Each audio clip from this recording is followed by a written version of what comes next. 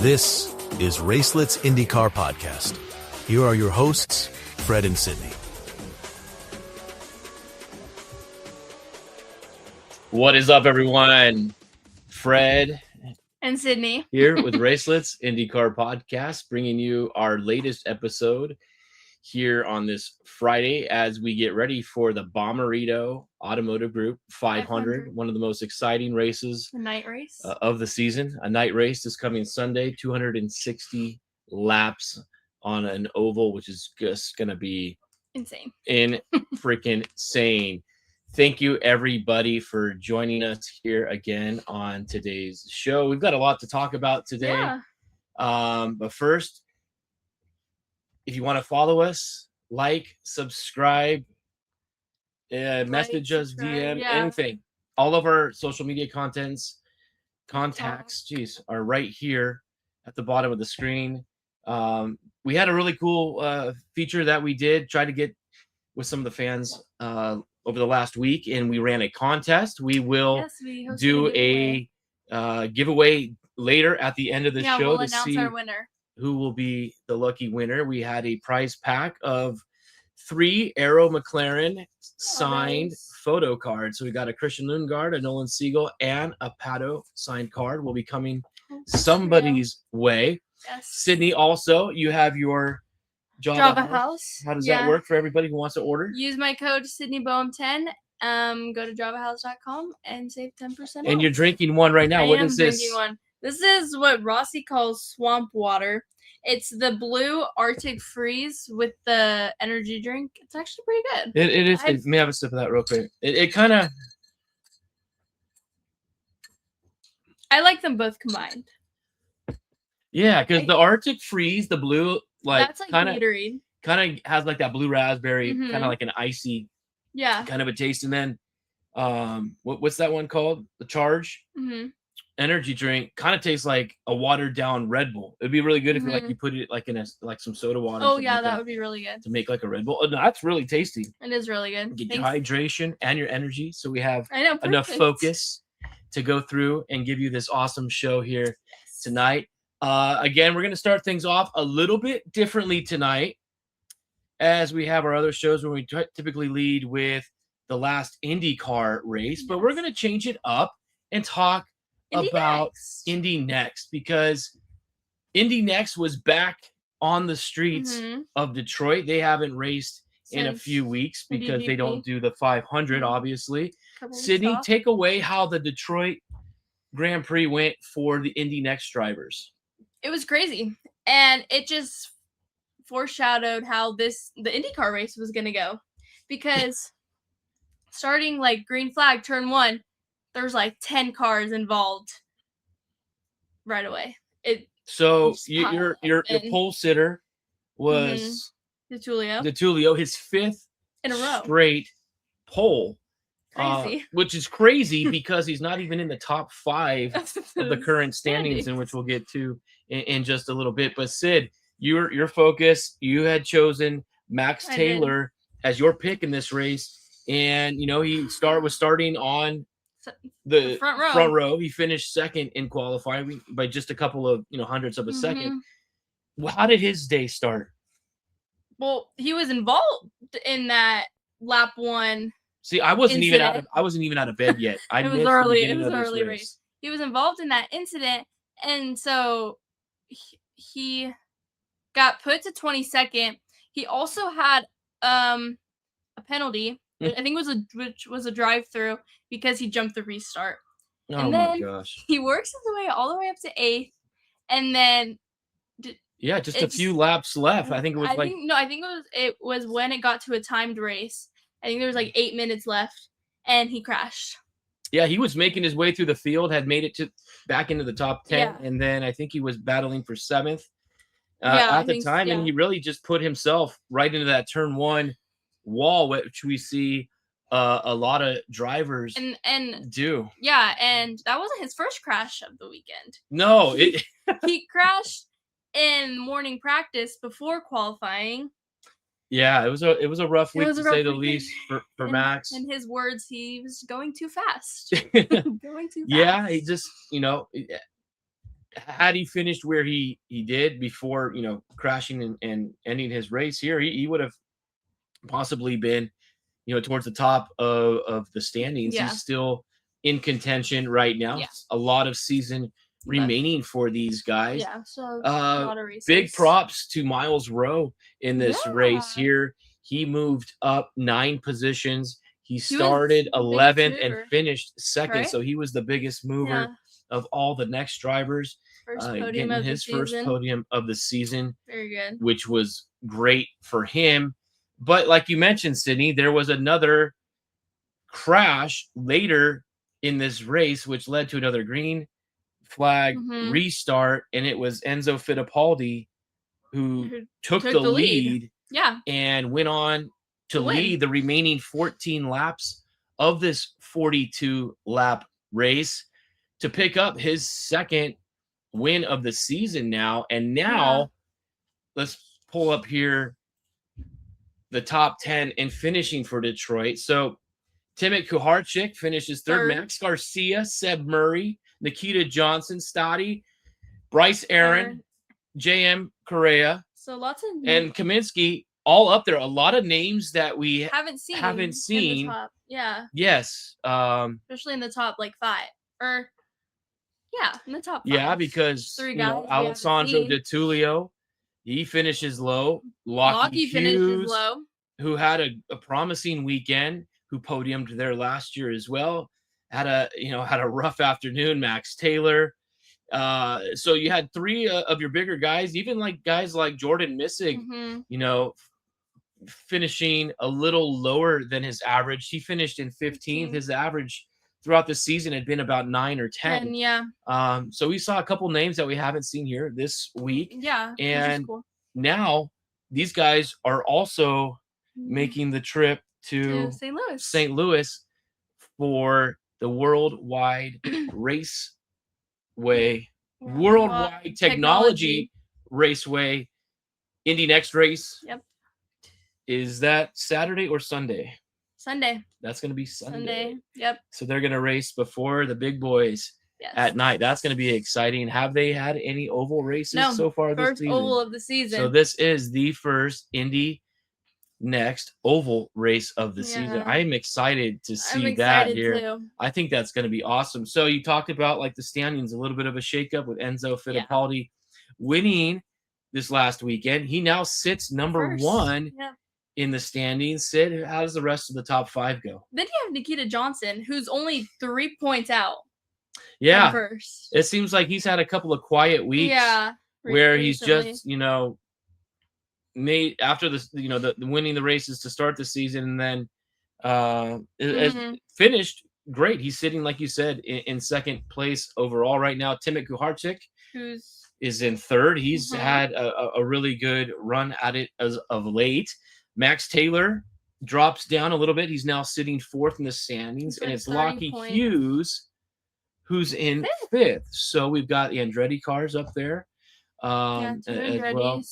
So good season so far for these guys. Any surprises? What can we look forward to at the next race this week? I'm going to pull up here last year's. Did they race here last year? Let me check and see. Lockie won. Okay, let me pull it up here. Yep. It was the NXT by Firestone at Worldwide Technology Raceway, and you're absolutely right. Lockie Hughes did win this race. Miles Rowe came in second. Kyle Collette, finished in third. A couple of other big names here. Dennis Hauger was fifth in this race. This could be another huge race, especially when we get to ovals. And a lot of rookies haven't raced here before. Absolutely, I think we're due for a very exciting race, and I think just with the GP, I think that kind of kicked off all the excitement that we've had lately. It seems like every race is outperforming the next. I mean, the Indy 500 was absolutely incredible. We already know and talked about, the incredible finishes that we had for first and second, and between third and fifth, and the 6 and the 6, 7 right there was such a close one as well. That was awesome.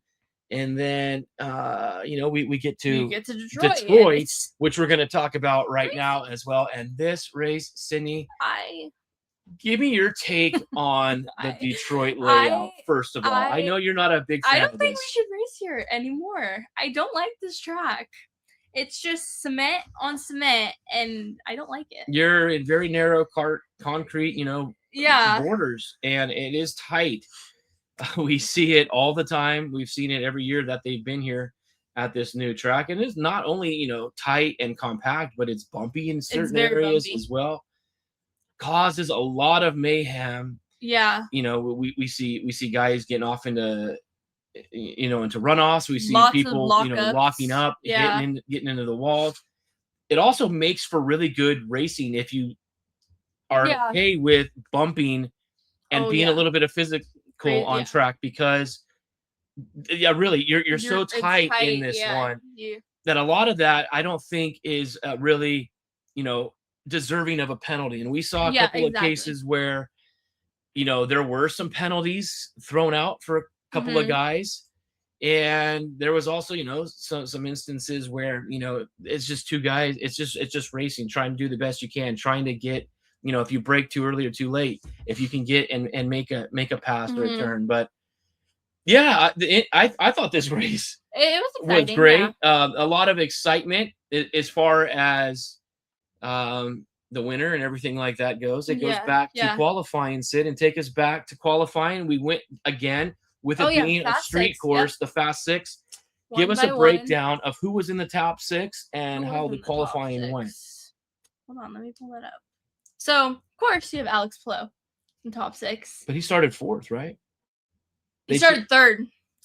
No, they went third. Okay. Kyle was up there. Who else was? I'm trying to think.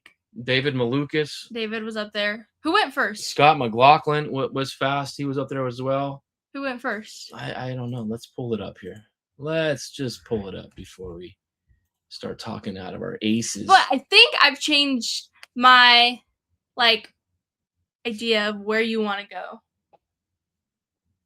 go. Okay, so leading. Okay, this is how the top six transpired.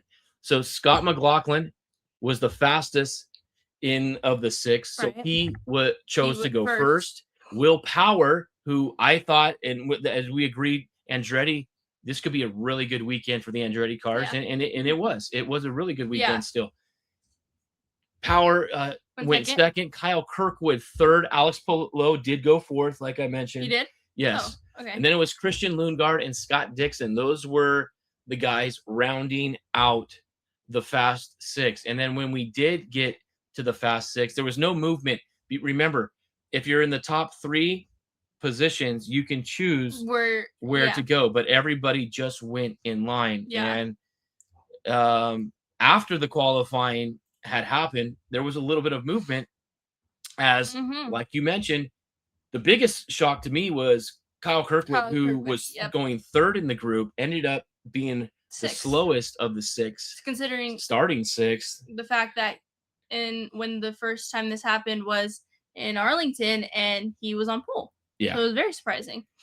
Christian Lundgaard was starting fifth. So those guys were he was inside row three. Outside row two, Scott Dixon and Scott McLaughlin. Will Power just barely misses out from pole. He's edged out by none other than Alex Palou, driving his beautiful Honda. Blue HRC Honda. We'll get to that Honda here in just a second. So Alex Palou, starting from pole, a couple positions ahead of Kyle Kirkwood, who was last year's race winner here. Mm-hmm. Where's the little graphic here? Let's put this on the screen, Sid. There's your podium. This is your podium. Let's talk about the race a little bit. What happened in this race, City? There was Everything happened. Where do we start? Did we have an accident on the first lap of this race? No, we didn't. We didn't. Surprisingly not. I know. It wasn't until lap 10, I think, is when we had our first caution come out, and that was between that Christian Rasmussen and the turn one wall right there. No contact with anybody else. Just Rasmussen just 10 laps into this race, DNFs. Horrible result for them, especially how bad ECR ended at the 500. And then you got one of your guys who just hasn't found it yet this year. Has averaged, like 23rd to 24th is like his average this season. That's out of 25 cars. Yeah. That's not good. We need to see better out of Christian Rasmussen. We'll talk more about him in a little bit. And then we had another incident, lap 39, that involved Kiffin Simpson and Graham Rahal. Keep in mind, this was at 40, didn't go back to green until lap 43. Graham Rahal affected in this, had to go to the back, toward the back of the field. He was mad. Yeah, he was mad. He had some choice words to say as well. Did you get any quotes from Graham in the press conference afterwards, Sid? I know you took some notes on that. No, he just said he was really mad. Just mad. But, I mean, you can't blame him. He did have a good result. We'll get to that here as we were just talking about. And then contact later on, lap 66, Ferrucci and VK, they hit each other. Another, you get to go another few laps here, and another thing. This one was rough. This was between the 12 of the Verizon of David Malukas, and he was third at the time. David Malukas was third, looking to finish on the podium. Again, this guy has been outstanding. He's been the best Penske car all year. Yeah. And he gets into it with Mick Schumacher. This, I think could have been avoided. Good thing, nothing serious happened out of this. But that, there's nothing David could have done. David's day, was done after that. He ends up finishing in 18th overall. And then, we have less than how many laps were in this race? 100 laps, right? I think. So lap 80, we get another in our final caution. That was due to a mechanical failure of the number 14 of Santino Ferrucci. And then it went green the rest of the way. A couple of things on the tire strategies. The soft compounds seem to be the better tires, and the Alex Palou DHL number 10 Chip Ganassi car, they just managed to get it right again. I think Kyle Kirkwood was on the alternate strategy where they would try to gap that lead a little bit being on the alternate tires, but it really didn't have any effect on the outcome of this race. As you can see here, Alex Palou wins again. He goes from pole to pole here in Detroit. Kyle Kirkwood. Pole to podium. I'm sorry. I'm thinking of Men Without Hats song, if you know what I'm thinking about here. Kyle Kirkwood, second place, Cindy. And good. Who finishes third? Graham Rahal. Talk a little bit about Graham. Third podium. Third podium in the last 5 races. And what was so special for him was that it's his daughter's first race, seeing him finish on the podium, which was just so sweet to hear. That was awesome to hear as well. Pato O'Ward, who I said needed to kind of have a statement here, just doing his thing. He coasts again here to a 4th position ahead of teammate Christian Lundgaard.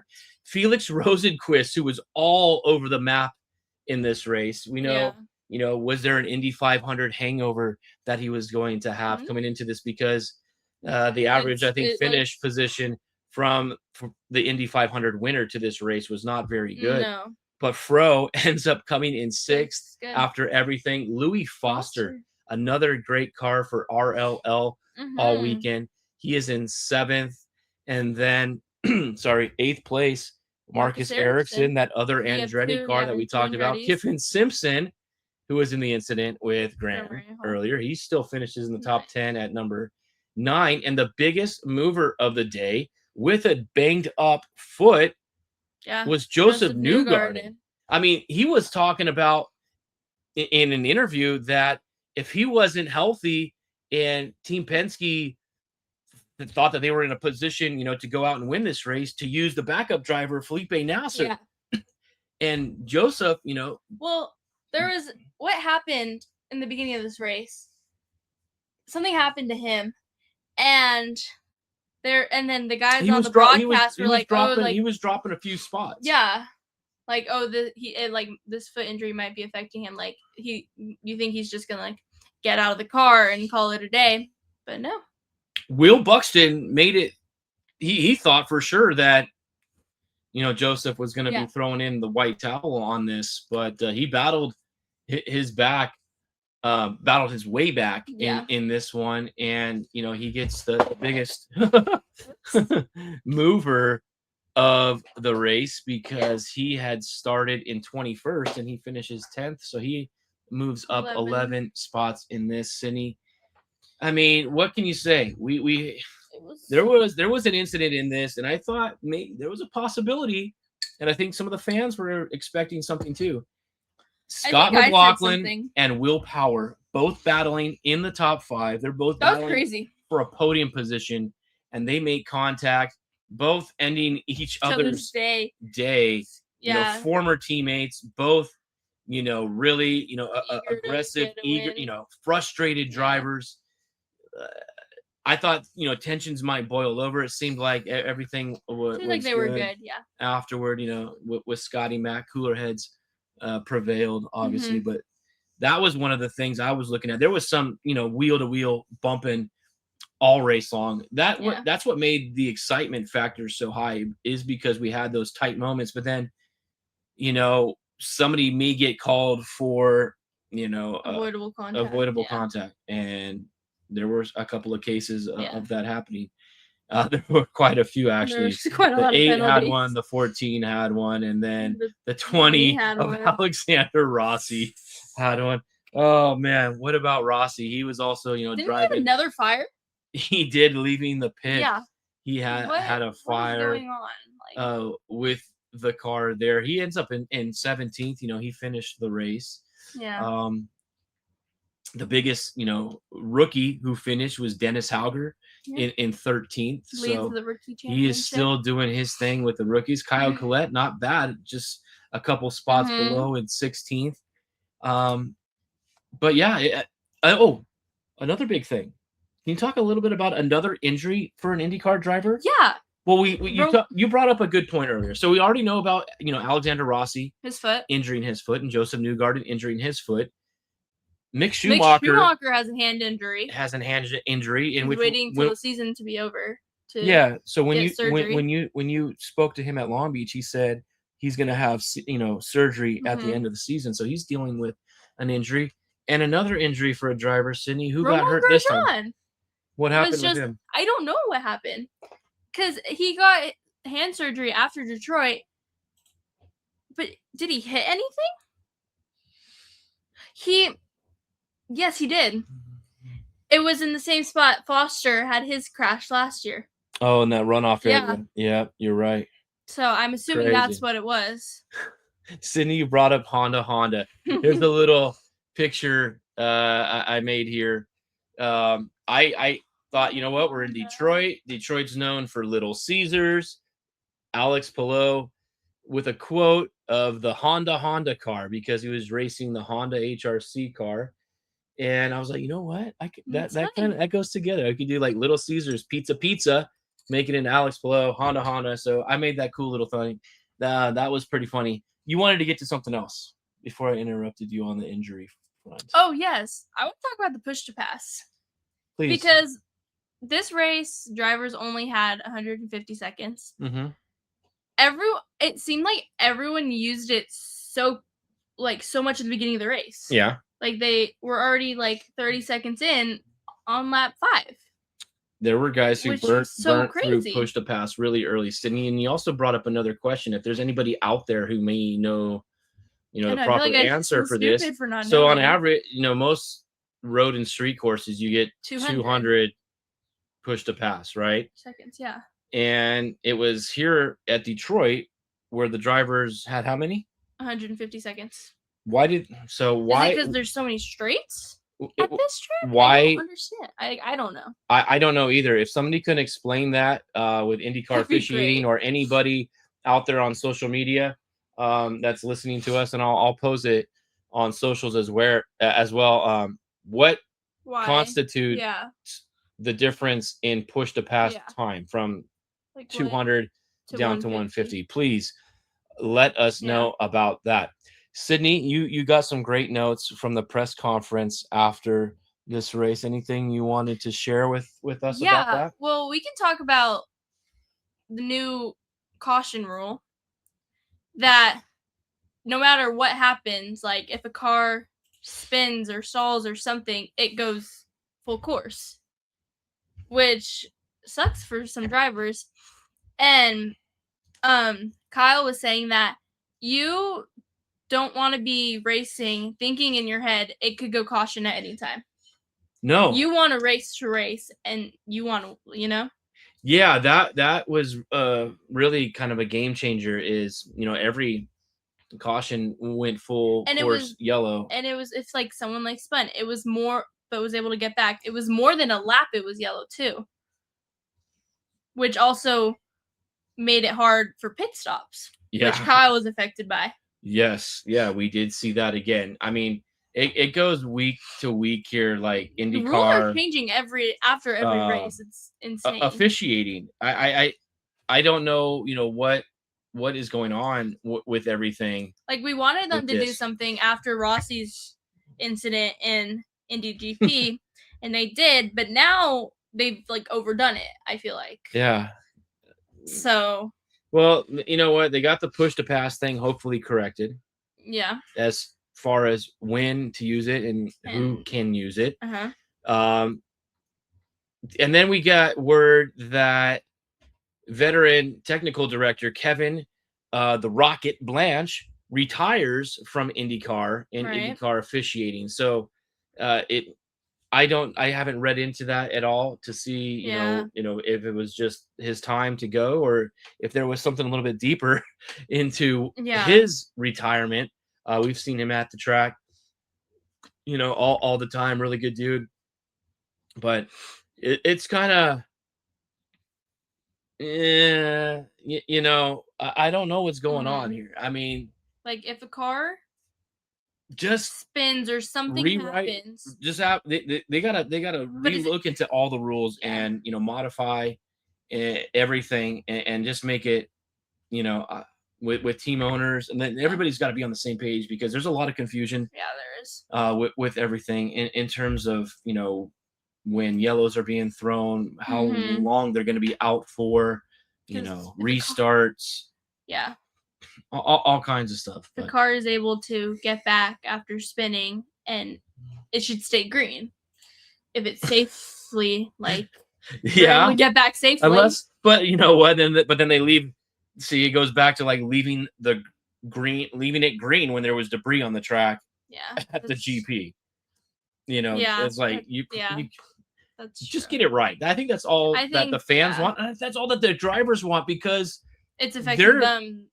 Frustrated and confused as well. You're definitely right, Cindy. Awesome points with that, with the officiating. Hold on, I'm gonna pull up something here real quick. We had some really cool news. We just talked about, Christian Rasmussen. Rough couple. Races. Couple races to say the least. But what news has come out of Team ECR? Is continuing racing for them. He just signed a multi-year contract extension. That's great. So he'll be racing through 2027, or will he be going beyond 2027, Sid? I would assume beyond 2027. Okay. It's his multi-year. I don't know if it got out, if how long, but they didn't. I don't think they really said a specific time frame beyond the 2027 season. All it really said was 2027 and beyond. Yeah, so exactly. Good for Christian. He's become a fan favorite. He's exciting to get on track. It's exciting to watch. And we're going to be talking about this race coming up in which this guy, I think, really made his mark. And that is going to be here. Let me pull this up. Oh, but before we do, quickly. Talk about our standings after. Before we get into the next segment here, I glossed right over the current standings. Alex Palou wins. He increases his lead. Finish off the standings there, Sydney. Kyle Kirkwood's back to second, so he passes David. But David's still right there in third. Yeah, David is there in third. Christian Lundgaard and Pato O'Ward, both, guys for Arrow in fourth and fifth. They're having, great years. Yeah. Pato, 6 top fives in the first 8 races of the season. So awesome on Pato. And then you got Felix Rosenquist up there in 6th place. He's having a fantastic season. Really good weekend in Detroit. Scotty Mack, even, with everything that's happening, he's still holding on to 7th. Joseph Newgarden in 8th. 3 Penske's. Putting his name back into the top 10. Graham Rahal, like you mentioned, he's got 3 third-place finishes this year. It's been a really good season for Graham. And he's never had a podium in Detroit, so that was good for him. It was great for him. Yeah. He's like, what better place to get a podium, especially with his family, being from Ohio, than in Detroit. So shove it right to the faces of all the Michigonians, the rival between Ohio State and Michigan. And then rounding out the top 10, Sydney, who do we have there? Marcus Armstrong. Okay. So you have both Meyer Shanks up there. I know. Really good. 2 Arrows, 2 Meyer Shanks. 3 Penske's. Crazy. All 3 Penske's still doing really well. Only 1 Andretti. Only 1 Ganassi. So, we'll see what's happening. But let's go back and let's talk about what's coming up this weekend in one of the most exciting races of the season. The Bommarito 500. Sydney, look at that. What is beautiful? Look at this newspaper article you published right here. The Bommarito 500. This is highlights from last year's race. Sydney, take us back to what happened here last year. Well, Will Power started on pole, and it was a nice night race. So you have, of course, your explosions right before it goes green, right? Yeah, like this. Yeah, that's so cool. And then seeing the driver reaction in the car after, it's incredible. I love that. Hearing them, what they have to say. That's awesome. So, you say Will Power, starts on pole. Good for him. How did it end up for Will? Not good. Not good. He crashed in turn 4. There's a lot of incidents in turn 4 this race. Yeah, this was a crazy race. I remember this night. This was on Father's Day night, I think, last year. It was on Father's Day night because I took Emma, your mother, and I were taking my daughter to the airport. We were down in San Diego Airport taking my daughter, and I was having to watch this race on my phone. And then as I'm driving home, obviously I've got it on, the center console there, and keeping up to this race. This was crazy. It was crazy. A very scary situation in this one, as well as Joseph Newgarden, who was just on a burner. He looked like he was going to take this race by storm. Gets caught up in an incident with Louis Foster. Here's what happened to this. If you just taking it back to show you again what happened last year with Joseph Newgarden.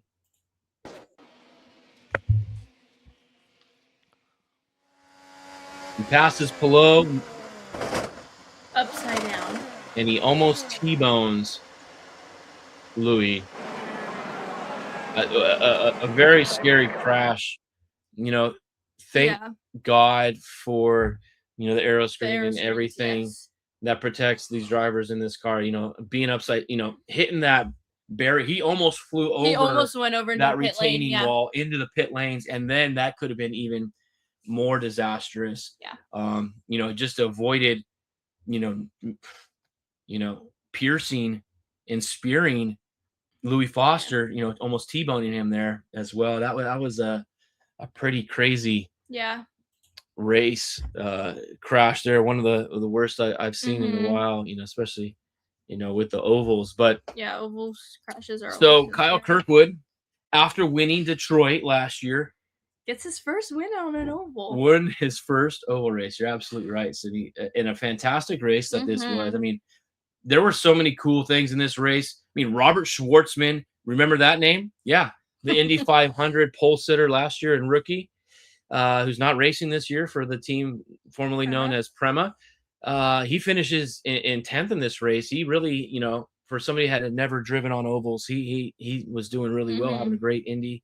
And then here we talked about Connor Daly was in this race. Yeah. Oh my gosh, he led for 36 laps of this race. He ended up coming in 6th. It was so, I mean, he was so close to getting there. This guy, Sydney, he was part of AJ Foyt last year, the number 4 car of David Malukas. He led for 67 his favorite laps. Number. His favorite number. What happened? That was hard because he was leading and looking to win his first IndyCar race, which he tends to do a lot. I'm sorry, David. And then he hits the wall. Makes contact with the wall in turn 4. It doesn't end his day, but it takes him out of contention to win. Yeah, which was hard to watch. Yeah, Alex Palou, one of his worst weekends. He did poor. This is when everybody was like, "Oh my gosh, now's the time," because Alex finishes, Detroit poorly. Yep. And then he ended up coming here in 8th. Yeah. Here at the Bommarito 500. Pato Award, he was in that dogfight with Kyle Kirkwood. He came in 2nd, but it was Christian Rasmussen, like we were just talking about. Craziest driver all race. Yeah, the Danish daredevil. The Danish diva too. The Danish diva. Yes, call him whatever name you want. This is where he really kind of made his mark. I think, and he became that oval dominant, driver with just balls to the wall, no care. It's just so. I mean, it's just like the was it not Nashville? It was the Milwaukee race last year when he was just blowing by dudes. Like even when he had the lead, he was so close to hitting other cars. He's so close to hitting other cars, and then he has the penalty. And he has to restart the back of the field. And he still finishes in 3rd. He had probably one of the I know he did win in Milwaukee, picking up his first career win, but I think this is the statement race for Christian Rasmussen in his career. And that's, part of the reason why that, ECR has extended him with the family there. So awesome on that. You also got to think about guys like Santino Ferrucci, all the other guys who are good on ovals. Sydney, I don't know, what do we have to look forward to this weekend? I mean, qualifying obviously is important. A 260 lap race on an oval, you can still come from the back or middle of the field and make a race. Sydney, give me your take on this. What I like about the times of when practice and qualifying is, especially final practice, it's right when perfect timing with when the race starts. So they get ready and they can practice their race. Yeah. So I like that. I like that it's that final practice will be as close to race simulation as possible. Yeah, so they're going to try to get that in. This is an 8:00 start in Illinois, St. Louis, wherever you want to call it, Madison, Illinois, St. Louis, Missouri. It's right all day. They're at the Gateway Arch. Yeah. So that's an 8 p.m. start, 6 p.m. for us here on the West Coast, which is going to be lovely. I love night races. We need night more race. Maybe Phoenix next year. They'll consider under the lights as well. Do you have any favorites or any predictions going into this race, Sydney? I mean, with ovals, anything can happen, but I think there's a good handful of guys. I think you always have to put your money on guys like Pato Award, David Malukas. Yeah, David, that's what I was going to say.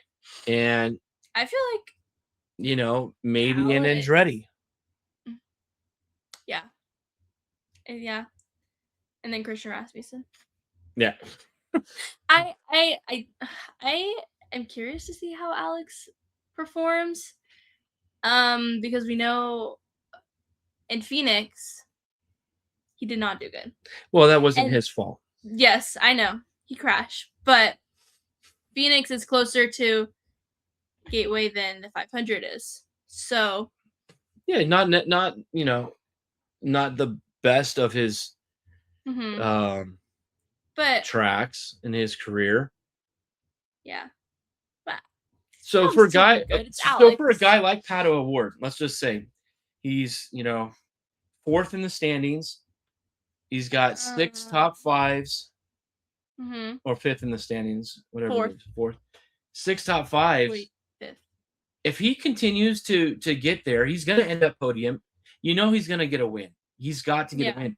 If he could just finish better than the 10 car race by race, that's how he's going to get himself back into championship contention. He's not out of it.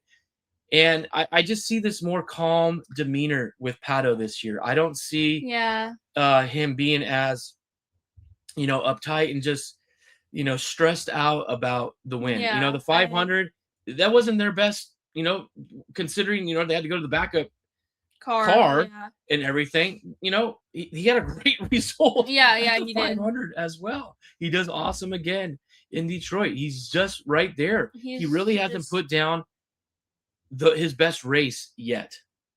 We have not seen the best out of Pato O'Ward yet. Because it's been the same.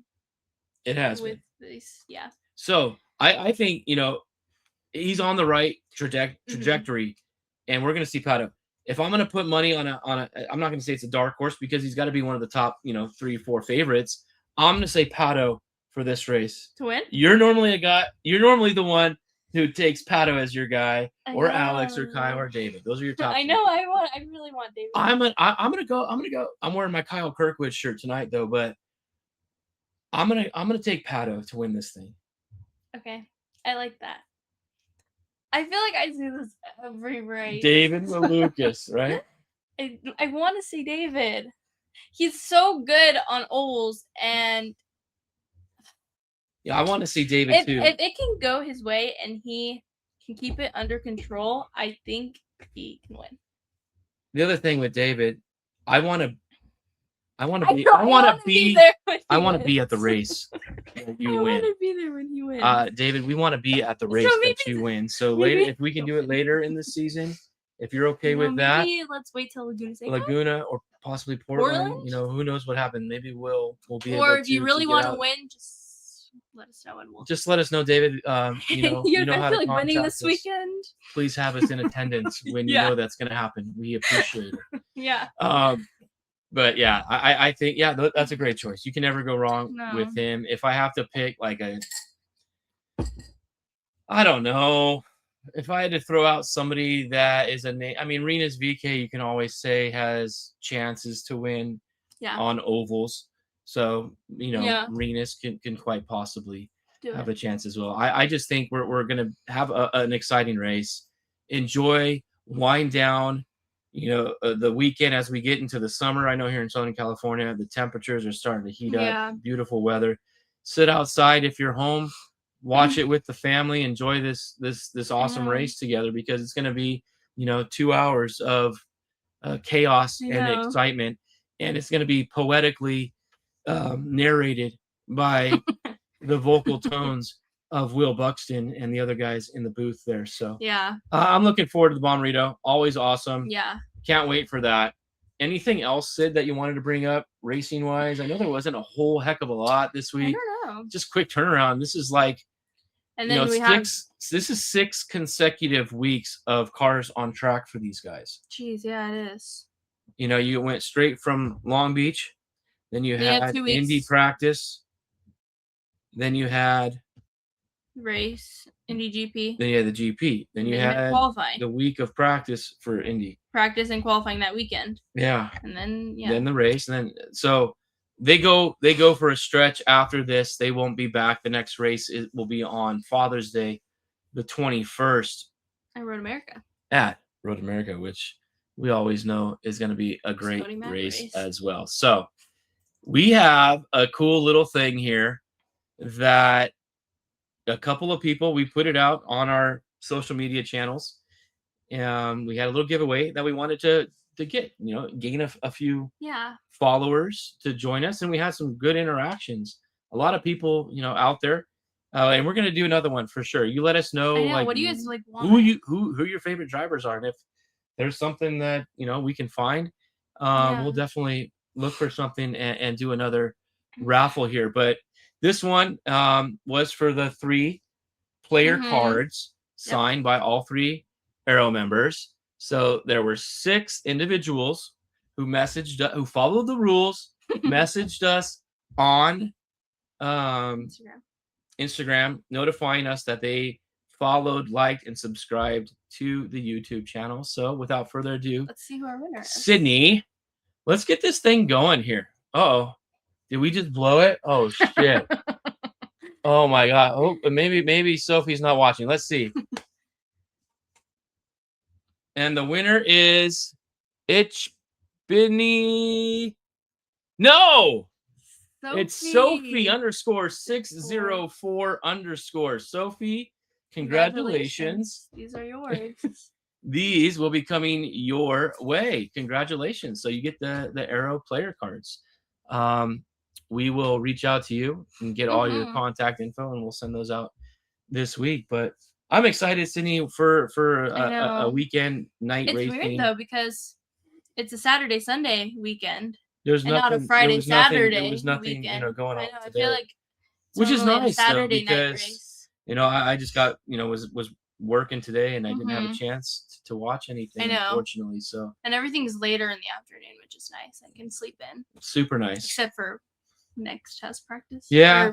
Indy has practice at 9 a.m., but it's okay. That's okay. It's okay. Your grid ride. Do you do your grid rivals? No. I haven't done my picks after last week's race. My team did not do good in Detroit.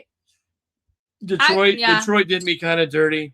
I had guys like Scotty Mack and Will Power on my team. Never mind. I was thinking of Indy 500. You had I thought you had a pretty decent grid ride. I don't think so. Yeah, it was good. All in all, I thought that I'm still within like the top 1,000 overall. I don't even know. Half a season remaining to go.